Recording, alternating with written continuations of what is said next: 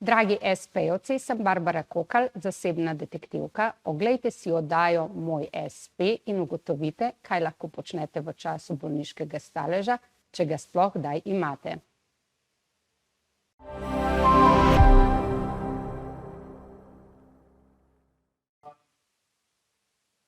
Hvala, ker ste se ustavili tukaj, si vzeli čas in boste v najini družbi naslednje pol ure. Gledate oddajo Moj SP na Moja TV, Ljubljana TV.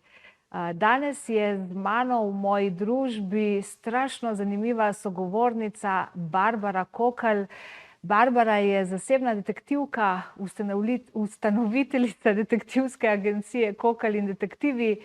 Skupaj z mrežo detektivov po celotni Sloveniji opravlja detektivske storitve za njihove naročnike, torej za podjetja, pa tudi za posameznike. Kar malo se mi jezik zatika, ker sem tako zelo navdušena, da imamo danes v naši družbi detektivko. Dobrodošla. Lepo pozdravljena, Tamara. Zdaj sem hotela reči dobrodošla tukaj. Ja. Hvala, tudi to bo v redu. Ja. Detektivka, samozaposlena, samostojna podjetnica, detektivka.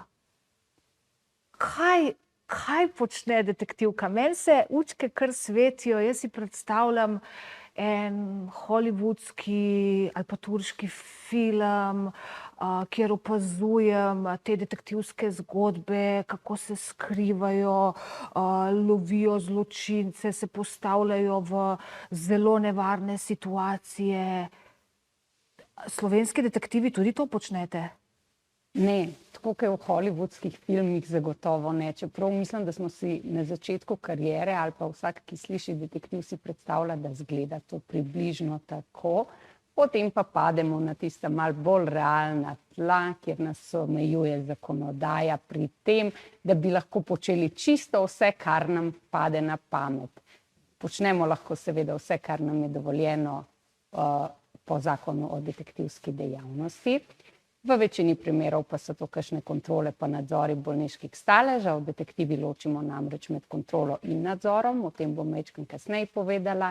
Povročitve pisanj, izraba delovnega časa je zdaj neka taka malo novejša noviteta, mislim, neka noviteta, ki je predvsem po covidu prišla na plan, torej v času dela od doma nadzorujemo za podjetja, ali delavec dejansko opravlja delo od doma.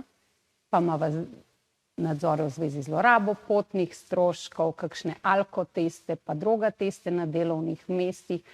To pa je že približno nekaj, kar vsakodnevno počnemo. Aha, se pravi nekaj zelo drugačnega, oziroma predvsej drugačnega od tega, kar sem si jaz, pa mogoče tudi kakšna naša gledalka, gledalec predstavljali.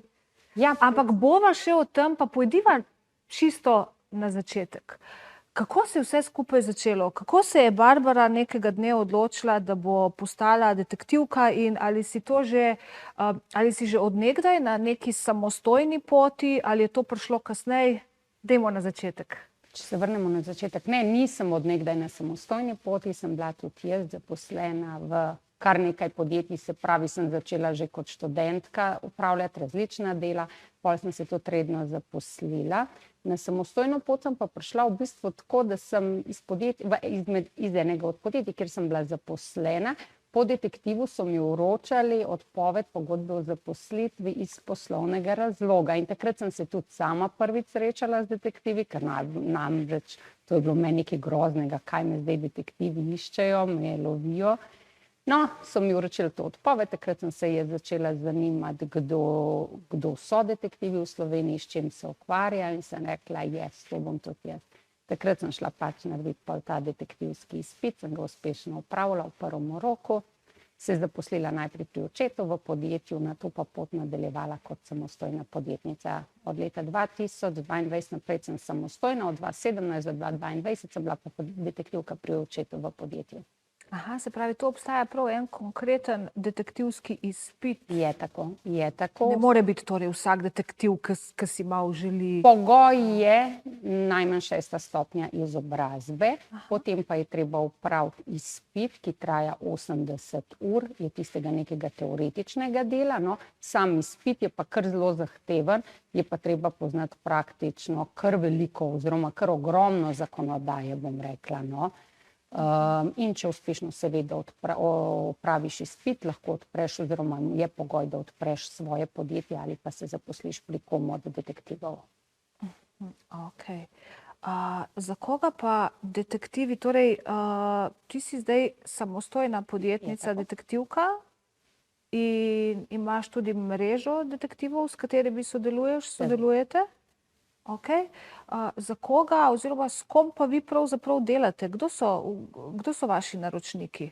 V večini primerov, 90% skoraj, da bi si upala trditi, da je nekaj takšnega, so to podjetja, zasebna gospodarstvena podjetja, ki potrebujejo bodisi kontrolo bolniškega staleža, v tem primeru detektiv pride na dom, pozvoni, preveri, ali je delavec doma, ali spoštuje navodila s strani osebnega zdravnika v času bolniškega staleža. Nadzor bolniškega staleža opravimo takrat, ko iščemo kakšne odklonske zadeve, ne bom rekla kršitve, ker kršitev je res, ali je kakšna zadeva kršitev, bo ugotovil sodnik na sodišču, ne. Se pravi, ugotavljamo, ali delavec v času bolniškega staleža bodisi opravlja pridobitno dejavnost, zapušča kraj bivanja, pa mu to s strani zdravnika ni dovoljeno, ali pa se morda odpravi na počitnice. Temu se reče nadzor bolniškega staleža in takrat delavec ne ve, da ga detektivi osebno zaznavamo, opazujemo. Aha, in to je potem tisto malo To je potem filmsko tista skrivanje. tajna misija. Aha, Ja. okej. Osebna zaznava se temu reče, ki je dovoljena na javnem kraju iz javnih površin. Aha, in vi potem torej na terenu spremljate zaposlenega iz enega podjetja, za katerega mogoče obstaja nek sum, ali pa se delodajalec samo naključno odloča za pač neke kontrole? Neke kontrole, jaz bom tako rekla, da bi delodajalci prav nekoga imeli na piki, ga nimajo. Zdaj bomo pa temu začeli pošiljati, oziroma saj iz naših izkušenj ni temu videti. So pa to neke pogoste bolniške, med vikendi ali pa recimo podaljšane do ponedeljka, v petek gre, ponedeljek, torek. In če se to pogosto ponavlja, delodajalec ima pravico, ker je delavec še vedno pri njemu zaposlen, ugotavljati, kaj in kako se dogaja. To je glede bolniških staležev, no. Pol so pa tukaj še zlorabe potnih stroškov, ne, se pravi, prijavijo, da živijo v kraju, ki je bistveno bolj oddaljeno od delovnega mesta, ne, kjer dejansko živijo, ne. Vročanja pisanj, odpovedi, vabila na zagovore, tudi to je ena od teh stvari, pa seveda droga in alkotesti na delovnem mestu. Če mogoče tukaj samo malo prekinem, zakaj pa pride do tega, recimo, zakaj se delodajalec odloči, tudi ti si rekla, da si na tak način dobila odpoved z detektivom. Zakaj delodajalec ne pošlje pisma kar tako ali pa nekoga ne pokliče v pisarno? Zakaj to naredi z detektivom? Zaradi rokov. Zdaj imava tako, če delavec, recimo jaz kot detektivka izdam neko poročilo delodajalcu o ugotovitvah, ki smo ugotovili na terenu v zvezi z nadzorom bolniškega staleža, imava midve rok oziroma delodajalec ima rok 30 dni od ugotovljene kršitve oziroma stanja, ki se je dejansko zgodilo, za vročitev vabila na zagovor in odpovedi. Res je, da ZPP pravi, da po 15 dneh, najprej ga poštar obišče, pa če mu slučajno ne uspe vročiti, se mu po 15 dneh napravi nadomestna vročitev, fikcija, da se mu vrže v nabiralnik, ampak vedno v večini primerov lovijo roke, ker pa se delavci ponavadi potem takim pisanjem, vročitvi pisanj izmikajo, najamejo detektive. Aha, razumem. Zelo zanimivo. Vidim, da se bom v današnjem pogovoru še zelo veliko naučila, pa dajmo si vzeti en kratek predah in z Barbaro Kokalj, detektivko, samozaposleno detektivko, nadaljujemo po kratkem predahu.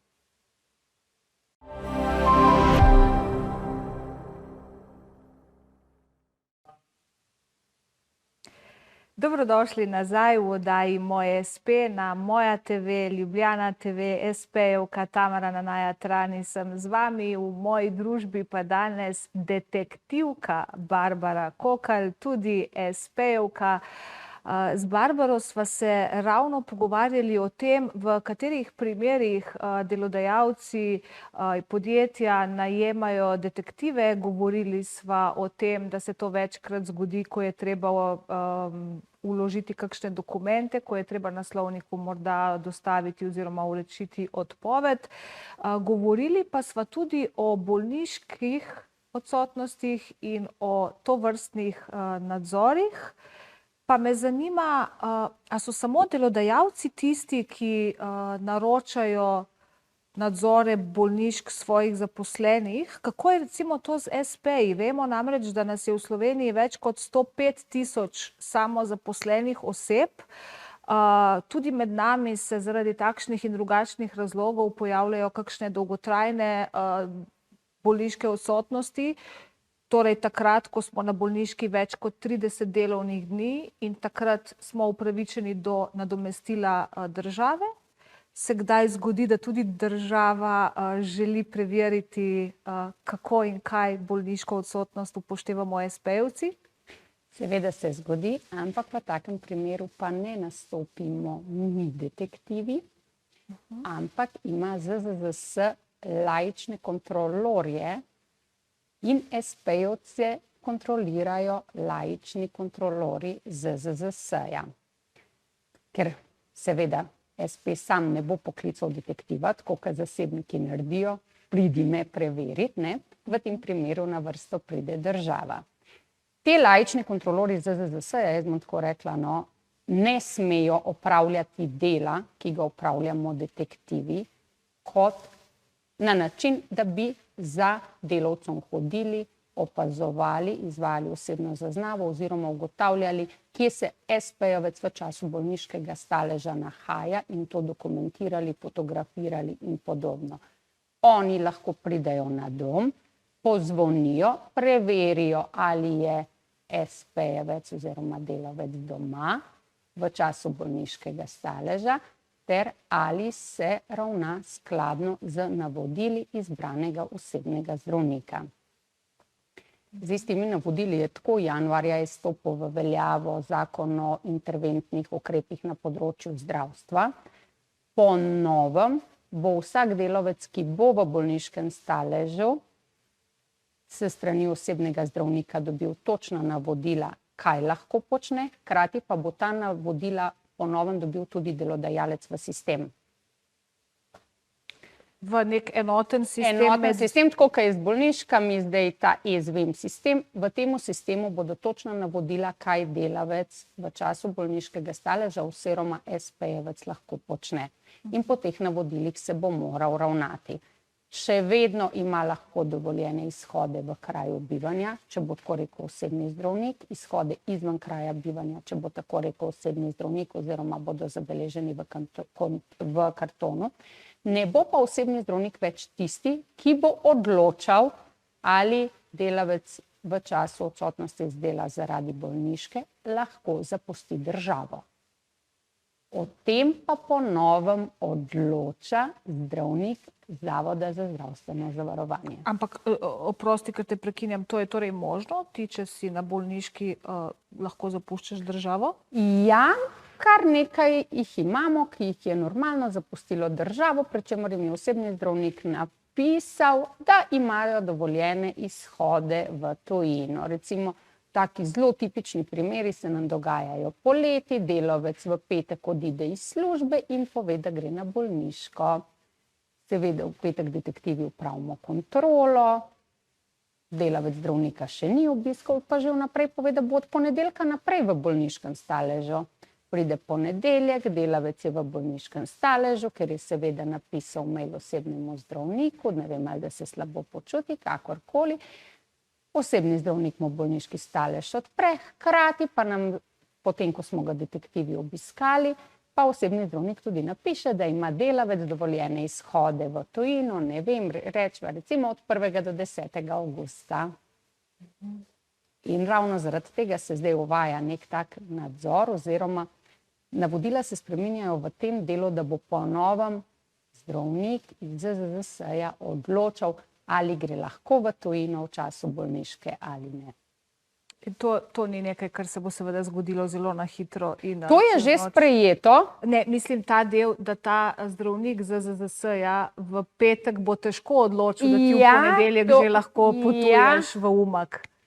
Točno tako, ne bo se zgodilo na hitro čez noč, zdaj kakšni bojo roki, mene skrbi, mislim, jaz si želim, da ne bojo to neki 30-dnevni roki ali pa karkoli, kjer bomo detektivi recimo na delu že ugotovili, da je delavec vendarle bil v Umagu, ne bomo imeli teh navodil, a je imel dovoljenje, da je šel v Umag strani ZZZS-ja, ali ga ni imel, tukaj imam še vedno pomisleke, zdaj čakam, kaj bo poletje prinesel na to temo.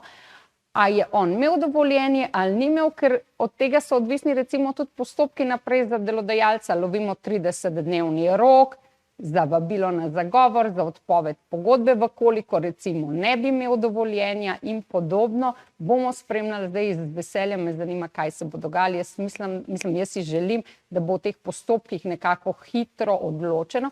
Je pa tako, da mora biti ta odločitev, recimo navodila osebnega zdravnika morajo biti delavcu vročena in delodajalcu ob nastopu bolniškega staleža. In če delavec nima v tem napisan, da gre lahko v tujino, naj bi veljalo, da ne sme iti v tujino, ne?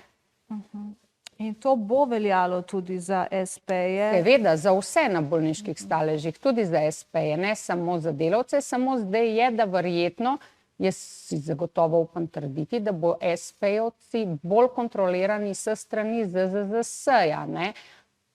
Kje se nahajajo. Je pa res, da kontrolori ZZZS-ja ne bojo mogli preverjati v Umagu, če se nahajajo v Umagu, ne?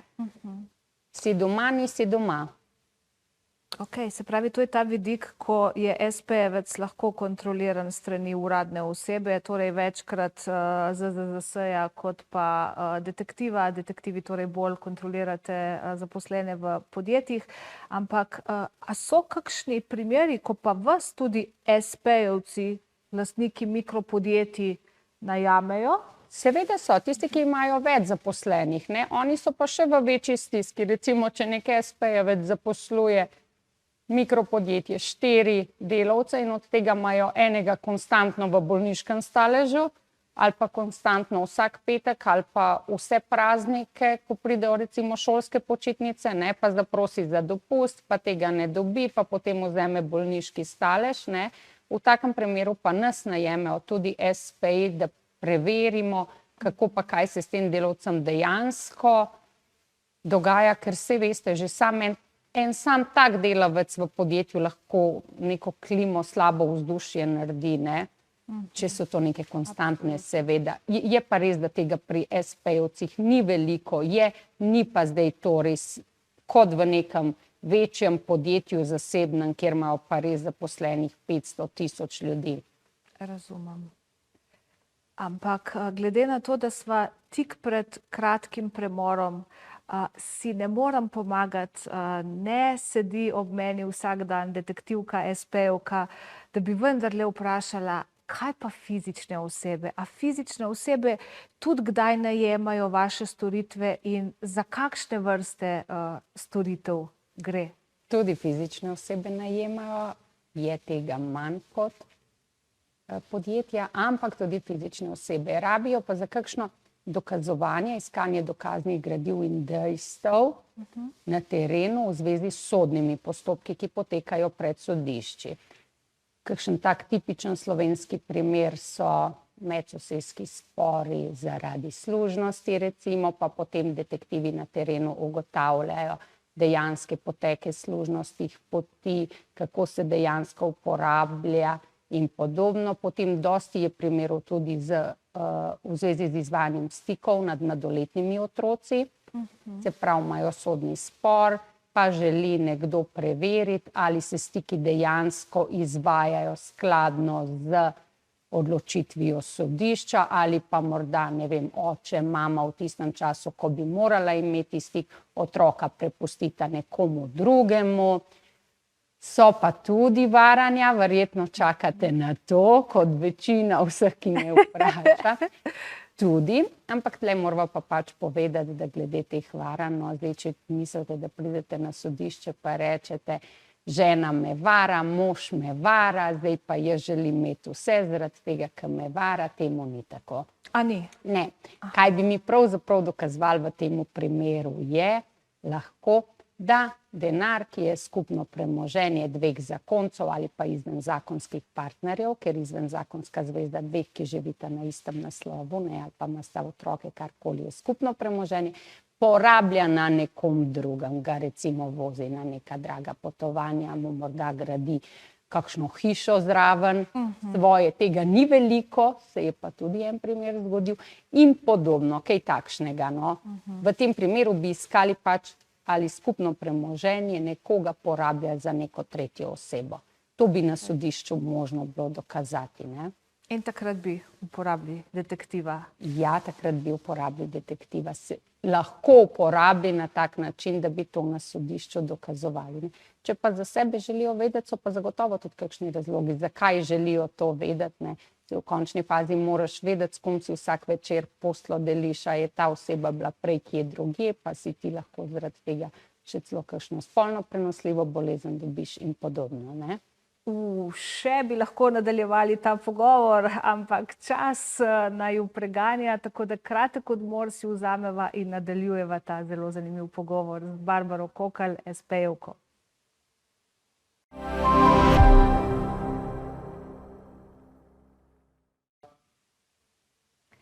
Dobrodošli nazaj v oddaji Moj espe. Danes z mano espejevka Barbara Kokalj, ki je detektivka. Pred odmorom sva zaključili pogovor pri tem, zakaj in kdaj fizične osebe potrebujejo detektive. Izkazalo se je, da vendarle ni tako filmska zgodba, kot si jo včasih predstavljamo, pa čeprav se včasih tudi zgodi, da vas najemajo tudi fizične osebe. Ampak ja, o tem, kaj vse detektivi počnete in kakšno je vaše delo, zelo je zanimivo in večplastno, bi lahko še na dolgo in na široko razglabljali. Ampak če greva nazaj na to, da ste vi torej samostojna podjetnica, da ste samozaposlena, da vas najemajo večja podjetja, manjša podjetja, fizične osebe, da delate nadzore, da delate vročanja, da delate kontrole, da sledite.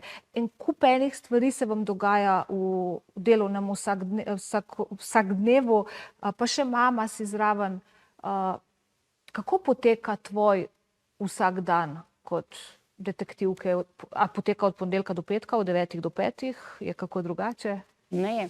Poteka od ponedeljka do ponedeljka, lahko od 4 zjutraj do 10 zvečer, lahko cel dan nič, lahko ob 3 popoldne, ko je tisti nek čas, ko naj bi šla po otroke v šolo, zelo raznoliko. Samo nekih 30% primerov je tistih, ki je vnaprej napovedanih, ne. Mi smo tako, radi se pohecamo deklice na klic. Dober dan, v tem trenutku zdaj podjetje rabi kontrolo, v tem trenutku rabi vročitev, v tem trenutku, vse se dogaja v tem trenutku. Tako da je kar pestro, je kar težko za usklajevati, zaradi tega je bistvo vsega povezovanje.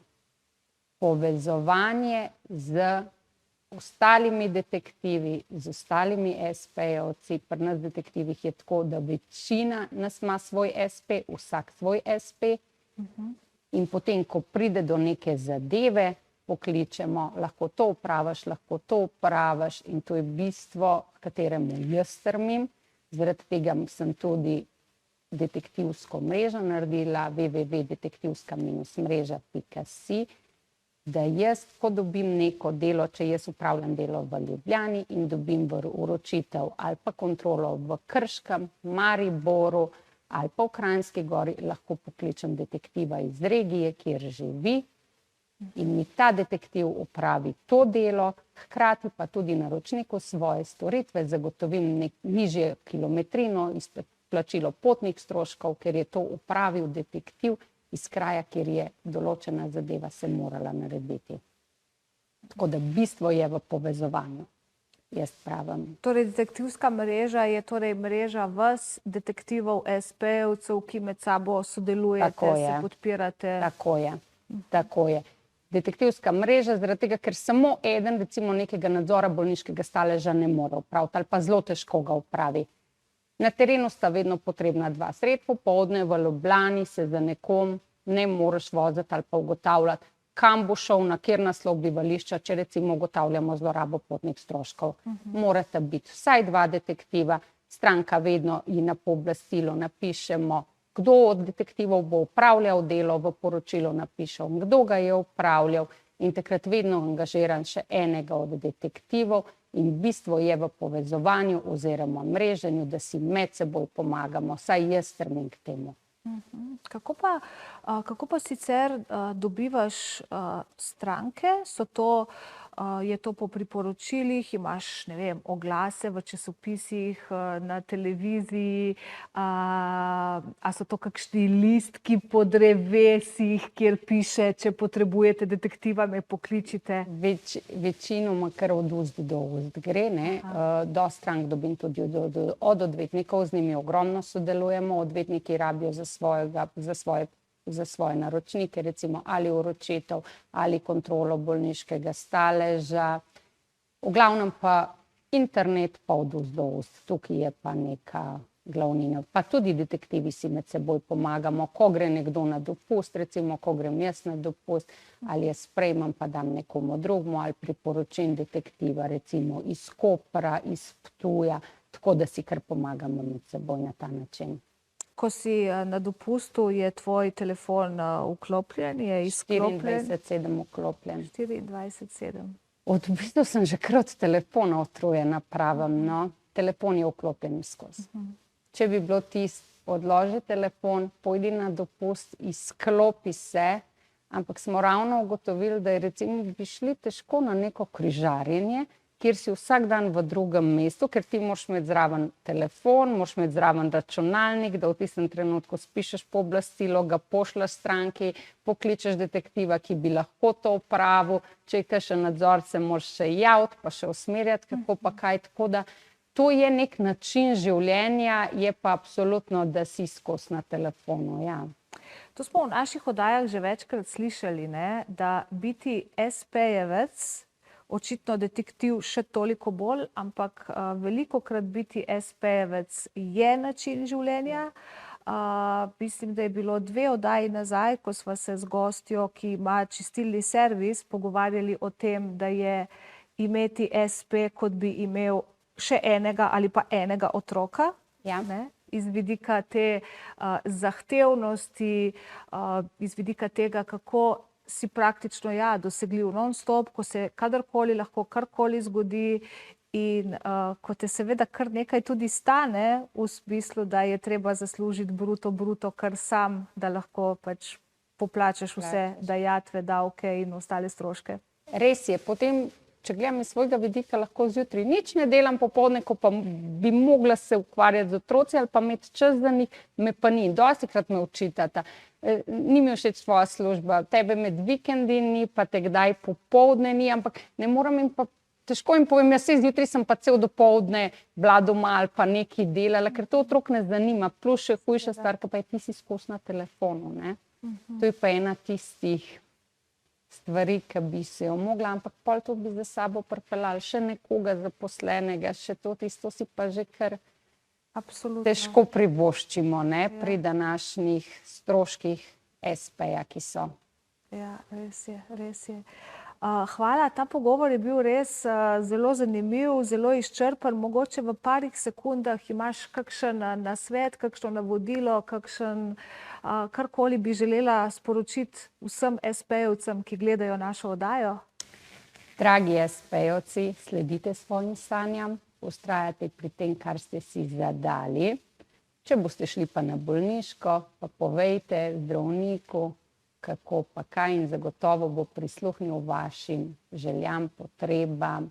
Tako da ne izigravati tistih bolniških staležev, ker se ne splača, pa verjamem, da jih SP-jevci res ne izigravajo, ker za nas ni bolniške. Hvala, ker ste bili z nami, in hvala Barbari za tvoj čas in za vsa krasna izhodišča in informacije. In še enkrat torej hvala vsem, ki ste bili z nama. Hvala, ker z lokalnimi nakupi pomagate podpirati domače, slovensko mikrogospodarstvo, nas espejevce in espejevke. Vsem espejem, ki nas gledate, pa želim čim več povezovanja in sodelovanja. Skupaj smo namreč močnejši.